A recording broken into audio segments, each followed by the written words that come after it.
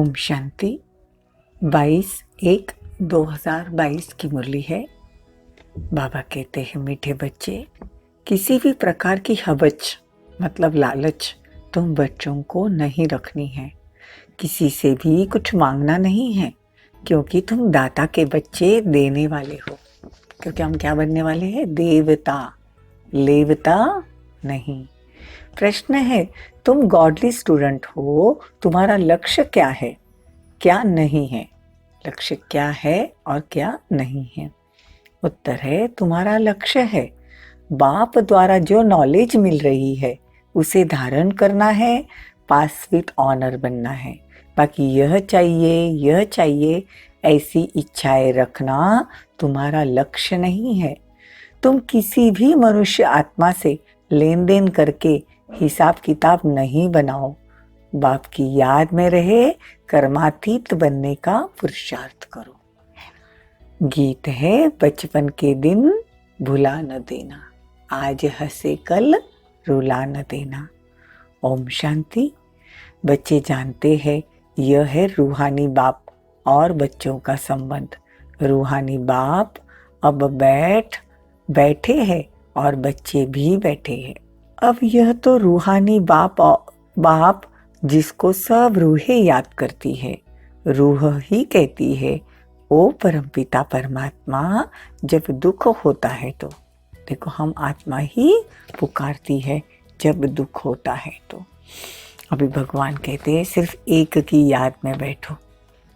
द्वापर में जब भक्ति शुरू हुई तब एक की ही भक्ति होती थी, उसे कहते हैं अव्यभिचारी भक्ति, शिव की भक्ति। तब ज्ञान नहीं था, लेकिन अभी ज्ञान है कि पहले हम अव्यभिचारी भक्ति करते थे। भगवान क्या करने आए, कब आए, यह नहीं जानते थे, परंतु भक्ति हम सतो प्रदान करते थे। पूजा उसकी होती है जिससे सुख मिलता है। लक्ष्मी नारायण में भी अपार सुख था, वो तो स्वर्ग के देवताएं थे। लक्ष्मी नारायण का सतयुग का पहला महाराजा महारानी, यह उनका जन्म था। पहला उनको महाराजा महारानी मानते थे। और परमपिता परमात्मा आकर ही ब्रह्मा द्वारा ये सृष्टि की रचना रचते हैं।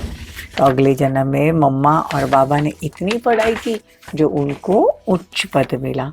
बाबा कहते हैं, मुझे याद करो, ये मंत्र सबको दो, ईश्वर को याद करो। परंतु वो ऐसे नहीं कहते कि ईश्वर को याद करने से तुम्हारे विकर्म विनाश हो जाएंगे और तुम ईश्वर के पास से चले जाएंगे। वे मतलब सन्यासी लोग।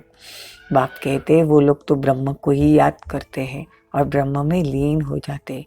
बाबा कहते हैं, तुम इस समय जो भी कर्म करते हो वो विकर्मों का बोझा तुम्हारे सिर पर है। सुकर्म तो बहुत कम होते हैं, लेकिन विकर्म ज्यादा होते हैं, क्योंकि आत्माभिमानी स्थिति में किए हुए कर्म सुकर्म होते हैं। बाप कहते, और कुछ नहीं समझते हो तो सिर्फ मुझे याद करो, इससे भी तुमको सेकंड में बादशाही स्वर्ग की मिल जाएगी। बाबा रोज रोज एक बात ही समझाते हैं। एक खुदा दोस्त की कहानी है ना, एक रोज के लिए बादशाही दी। अब तुम जानते हो बाबा हमको वैसे ही बादशाही देने आए हैं। वो हमारा खुदा दोस्त है। अल्लाउद्दीन, खुदा दोस्त, ये सब बातें इस समय की है। बाबा तुम्हें एक सेकंड में स्वर्ग की बादशाही देते हैं। बच्चियां जब पहले ध्यान में जाती थी तो वहाँ प्रिंस प्रिंसेस बन जाती थी, वहाँ के समाचार आकर सुनाती थी। तुम बाप को अब जानते हो, सब कहते हैं हेवनली गॉडफादर जरूर नई दुनिया ही रचेगा। नई दुनिया मतलब भारत गोल्डन एज था। बाबा कहते, तुमको किसी से कुछ मांगना नहीं है, तुम दाता के बच्चे हो। इस दुनिया में तो सब रिश्वतखोरी चलती है, तुमको किसी से रिश्वत लेने की दरकार नहीं। ये तुम्हारा काम नहीं है, इनसे छूट जाओ। बाबा कहते हैं, फिर भी बाबा का नहीं सुनते तो माया ऐसी चोट लगा लेती है। बाबा कहते, इसीलिए हबच मतलब लोभ लालच से दूर रहो। कोई भी जिज्ञासु से कुछ भी मांगने की जरूरत नहीं है, क्योंकि तुम दाता के बच्चे हो। तुमको देना है, न कि मांगना है। जिसको जो चाहिए वो शिव बाबा के भंडारे से मिल जाएगा, और कोई से लेने की आदत अच्छी नहीं है। एक चीज़ शिव बाबा से लेंगे तो शिव बाबा ही घड़ी घड़ी याद आएगा। तो बाबा कहते हैं तुम्हारी लेन देन और किसी से नहीं, तुम्हारा हिसाब भी और किसी से नहीं होना चाहिए, सिर्फ बाबा से होना चाहिए।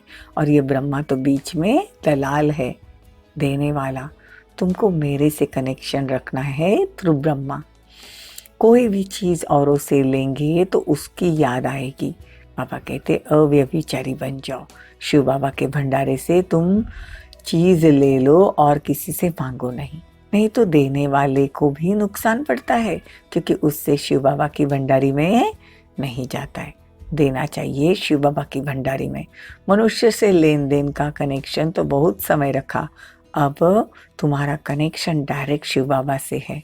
बाबा जानते हैं बच्चों में लोभ का भूत है। ये काम क्रोध लोभ, जो ये 5 विकार है, उसमें ये जो लोभ का भूत है वो भी बहुत दुख देता है। कई बच्चे कहते हैं हमने शिव बाबा को देखा नहीं। अरे तुमने अपनी आत्मा को देखा है, उसका भी साक्षात्कार कर सकते हो क्या? नहीं ना। अगर शिव बाबा का साक्षात्कार कर भी लिया तो भी फायदा कुछ नहीं होगा। तुमको तुम्हारे भी कर्म विनाश परमात्मा की याद से ही करने पड़ेंगे।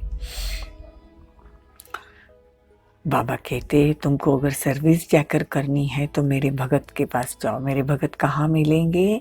शिव के मंदिर में, लक्ष्मी नारायण के मंदिर में, अम्बा के मंदिर में। वहाँ के पुजारियों को समझाओ, वो औरों को समझाएंगे। बाबा कहते हैं जितना हो सके तुम सर्विस में रहेंगे, तुम्हारी तकदीर उच्च होती जाएगी। मंदिरों में जाके पूछो इन देवताओं की जीवन कहानी आपको मालूम है? अगर नहीं मालूम तो हम समझाते हैं, लेकिन जो देही अभिमानी होगा वो अच्छे से समझा सकेगा। बाबा कहते हैं बार बार कि आज लालच पे बाबा बार बार अटेंशन दिलवा रहे हैं कि बच्चे लालच नहीं करनी चाहिए। तुम ईश्वरीय संतान हो, तुमको सब इच्छाएं छोड़ एक बाप को याद करना चाहिए।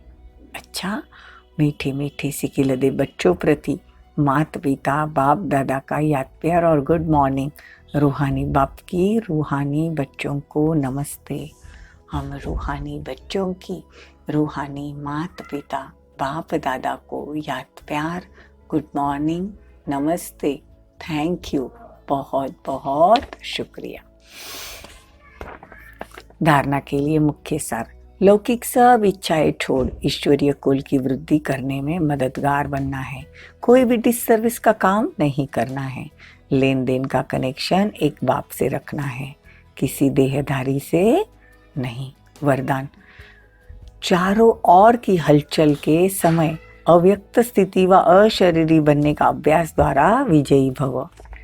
लास्ट समय में चारों ओर की व्यक्तियों का प्रकृति का हलचल और आवाज होगा, चिल्लाने का, हिलाने का वायुमंडल होगा। ऐसे समय पर सेकंड में अव्यक्त फरिश्ता सो निराकारी अशरीरी आत्मा, यह अभ्यास ही विजयी बनाएगा।